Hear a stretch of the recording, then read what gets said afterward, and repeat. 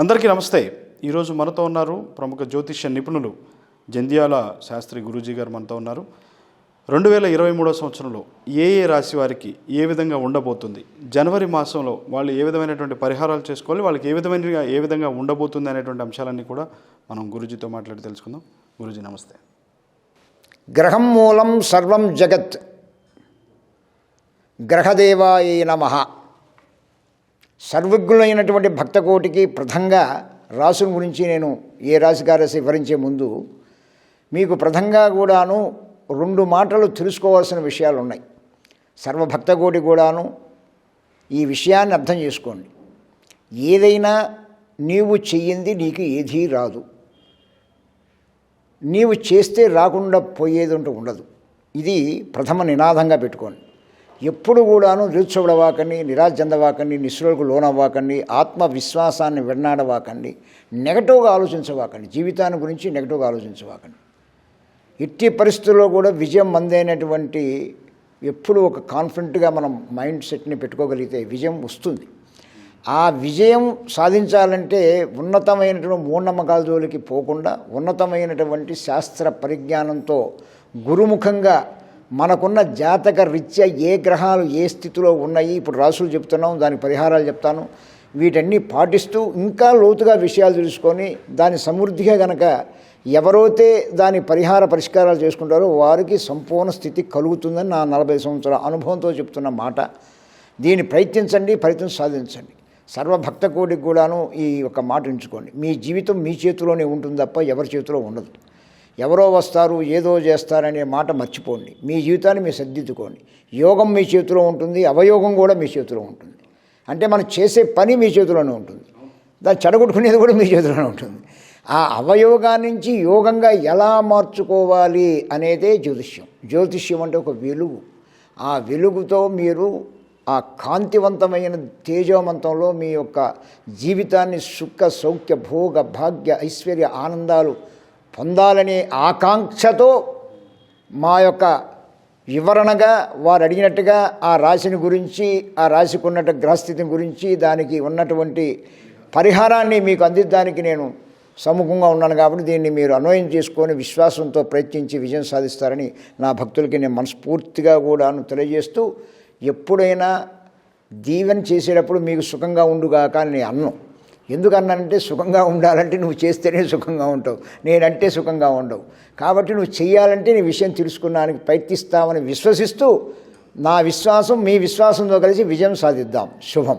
గురుగారు, ఇక ఈ సంవత్సరం 2023లో ఈ సింహరాశి వారికి ఏ విధంగా ఉండబోతుంది తెలియజేయండి. ఓ రకంగా సింహరాశి వారికి ఆదాయం అద్భుతంగా ఉంటుంది, అవమానం కూడా అద్భుతంగానే ఉంటుంది. అంటే ఆదాయం సంపాదించడం ఎట్లా సంపాదిస్తే తెలియదు, కానీ అవమానం కూడా ఉంది. ఎందుకంటే ఆదాయము దర్దాపుల 16, ఖర్చు 4లోనే ఉంది. అంటే చాలా ఆదాయం వస్తున్నట్లేక.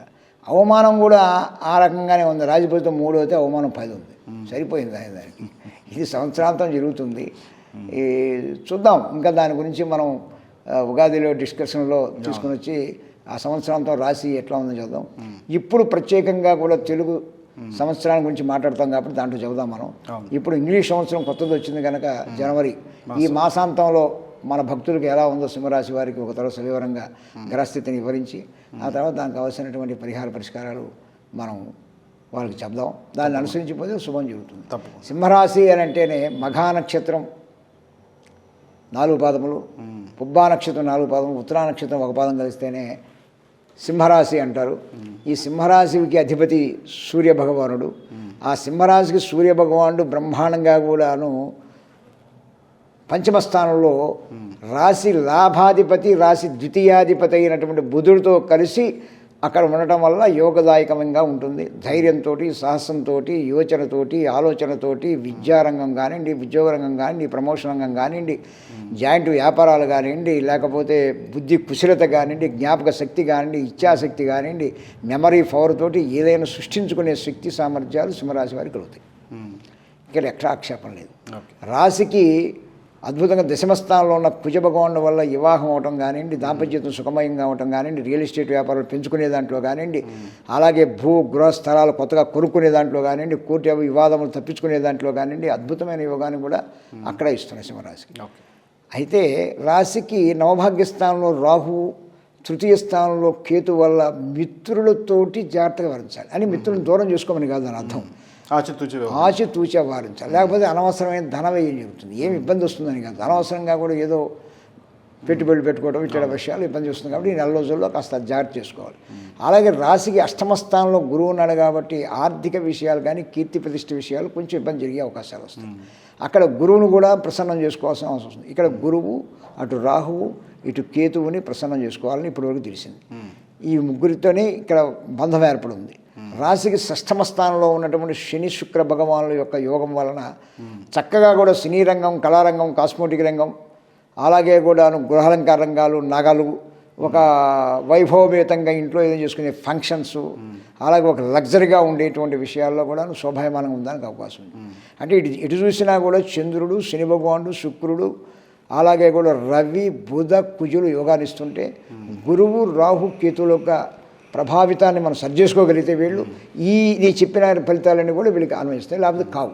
దాని నిమిత్తార్థమై మా యొక్క సింహరాశి కలిగినటువంటి భక్తకోటి నక్షత్రం వారు స్త్రీ పురుషులు ఎవరైనా సరే ఉదయలే స్నానం చేసి సూర్యభగవాన్ ముందు సూర్యభగవాన్ నమస్కారం చేసుకుని ఇష్టదైవాన్ని, కృతదైవం, తల్లిదండ్రులని, అత్తమాలను, గురువుని నమస్కారం చేసుకున్న అనంతరం వారు ఇప్పుడు నేను చెప్పే మంత్రాన్ని ఓం నం శ్రీం నమః, ఓం నం శ్రీం నమః, ఓం నం శ్రీం నమః అని కనుక ఏకాగ్రతగా 2 నిమిషాలు కనుక పాటించుకుంటే వారికి వారి విజయం సాధించడం తథ్యం. ఆ విజయాని కోసం వాళ్ళు ఉంటారని, సాధించుకోగలుగుతారని తెలుస్తూ ఇప్పుడు చెప్పిన ఈ రాశి వారికి చెప్పిన పరిహారాన్ని మనసా, వాచ, కర్మణ ఏకాగ్రతగా పాటించండి. నేను చెప్పినటువంటి పరిహారము సూర్య భగవాను ముందు నించోనే చేయమని చెప్పాను. దీనికి కొత్త నియమ నిబంధనలు అంటే ఏముండవు. మీరు తీసుకునే ఆహారాన్ని యథావిధిగా తీసుకోవచ్చు. ఇంతకుముందు ఎలా ఉన్నారో అలానే ఉండండి. కానీ ఒకటే, ఉదయం స్నానం చేసిన తర్వాత సూర్య భగవాన్ ముందు నుంచి ప్రేయర్ అంటారు, దాన్నే ధ్యానం అంటారు. 2 నిమిషాలు 5 నిమిషాల దగ్గర మీ మనస్సు, మీ బుద్ధి, జ్ఞానం ఆ మంత్రం మీద ఎంతసేపు నిలబడుతుందో అంతసేపు చేసుకొని నమస్కారం చేసుకొని పోండి. మీ జీవిత ఆశయాల్ని కొంత చిగురింపజేసుకునే దానికి ఇది చక్కని అవకాశాన్ని మీకు మీరు సద్వినియోగం చేసుకుంటారనే ఉద్దేశంతో ఇచ్చాను కనుక దీన్ని మీరు తప్పగా కూడాను విశ్వాసంతో పాటించి విజయం సాధిస్తారనే విశ్వాసంతో నేను చెప్పడం జరిగింది. అలానే ఇందాక మన వారు చెప్పినట్టు ప్రకారంగా ఇంకా లోతైన విషయాలు, వివాహ విషయంలో దోషం ఎందుకు వస్తుంది, విద్యా విషయంలో దోషం ఎందుకు వస్తుంది, ఉద్యోగ విషయంలో దోషం ఎందుకు వస్తుంది, సంతాన విషయంలో దోషం ఎందుకు వస్తుంది, మనం చేసే వ్యాపార వ్యవహారాల్లో ఎందుకు దోషాలు వస్తాయి, ఒకప్పుడు బ్రహ్మాండంగా ఉండి ఇప్పుడు అన్ఎక్స్పెక్టెడ్గా లాస్ రావడానికి కారణాలు ఎలా ఉంటాయి, ఇంకా మనం చేసేటువంటి విదేశీయానాలు వీటన్నిటిలో ఎందుకు ఆగుతుంది, ఎందుకు ఇబ్బంది పడుతుందని తెలుసుకోవాలని ఆకాంక్ష గనక మీకు ఉంటే మనసా, వాచ, కర్మన నా మీద విశ్వాసం మీకు కలిగితే చక్కగా కింద వస్తున్నటువంటి స్క్రోల్ అవుతున్న నెంబర్ల వాళ్ళని సంప్రదించి డైరెక్ట్గా మాట్లాడచ్చు. రాలేనటువంటి వారు కాల్ అపాయింట్మెంట్ అంటారు. మీరు మీ ఇంట్లోనే ఉండొచ్చు. మీరు శుభ్రంగా సంవత్సరం, నెల, రోజు సమయం ఉంటే లేదా పేరు పంపిస్తే నేను స్వయంగా రాసి ఏ నక్షత్రం, ఏ రాశి, ఏ లగ్నం, ఏ తప్పు ఉంది, దానికి ఏం పరిహారం చేయాలి, దానికి ఏ మంత్రం పంపించాలి సవివరంగా మీకు తెలియజేసి మళ్ళీ ఇవన్నీ కూడా మీకు వాట్సాప్ ద్వారా మీకు వాట్సాప్లో పెట్టి మంత్రాన్ని కూడా వాట్సాప్లో పెట్టి ఇది అయిన తర్వాత 40 కిలోమీటర్ల మళ్ళీ ఉచితంగా నాతో మాట్లాడేదానికి కూడా అవకాశం నేను కల్పిస్తాను. ఎందువల్లంటే నా యొక్క భక్తకోటికి ఒక శుభం జరగాలంటే ఏదో వాడు ఒక తర పారితోషికం ఇవ్వంగానే నేను చెప్పేసి నీకు నాకు సంబంధం లేదని మీ జీవితాన్ని చక్కదిద్దేంత వరకు మీకు సంపూర్ణ విశ్వాసంతో మీరు కలుస్తూ మాట్లాడుతుంటే నేను మీకు అన్ని వివరాలు చెప్పడానికి సిద్ధంగానే ఉంటాను. కాబట్టి దీన్ని వివరంగా తెలుసుకొని మీ జీవితాన్ని మీరు సుఖమయం చేసుకుంటారని నేను మనస్ఫూర్తిగా విశ్వసిస్తూ ఆ విశ్వాసంతోనే మీరు విజయం సాధిస్తారు. మళ్ళా చెప్తున్నాను, మీరు చెయ్యింది ఏది రాదు, మీరు చేస్తే రాకుండా ఉండపోయేది ఏముండదు. తెలుసుకోండి, మెసులుకోండి, విజయాన్ని సాధించండి. భక్తులందరికీ కూడా శుభం. నమస్కారం. జంధ్యాల గురూజీ శాస్త్రి గారు మనకి ఎంత క్లియర్గా వివరించారు. కాబట్టి ఆయన చెప్పినటువంటి పరిహారాలను, జాతకంలో ఉన్నటువంటి పరిహారాలను మీరంతా కూడా చేసుకునేటువంటి ప్రయత్నం చేయండి. అదేవిధంగా ఇంకా లోతుగా దీనికి సంబంధించి తెలుసుకోవాలనుకుంటే మాత్రం గురూజీతో నేరుగా మాట్లాడాలనుకున్నా కానీ మీరు కింద స్క్రోల్ అవుతున్నటువంటి నెంబర్కి కాల్ చేసి అపాయింట్మెంట్ తీసుకొని గురువు గారిని నేరుగా కూడా కలవచ్చు.